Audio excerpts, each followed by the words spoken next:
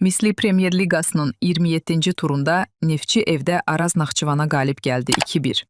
Oyun sonrası mətbuat konfransında Bakılıların baş məşqçisi Yuri Vernidub jurnalistlərin suallarını cavabladı. Hissələr arasında niyə bu qədər fərq var idi? İlk yarıda çox yaxşı oynadıq, çox imkanımız oldu. 60-cı dəqiqədən sonra psixoloji amil və yorğunluq təsir etdi. Daha çox işləməliyik. Kapitanımızın qayıtmasına sevinirəm.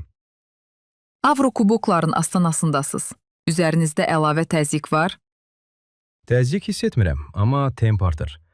Qarşıdakı oyunlar final kimidir. Rəqiblərə hörmətlə yanaşıb yolumuza davam edəcəyik. Abubakar, gələn mövsüm planlarınızdadırmı?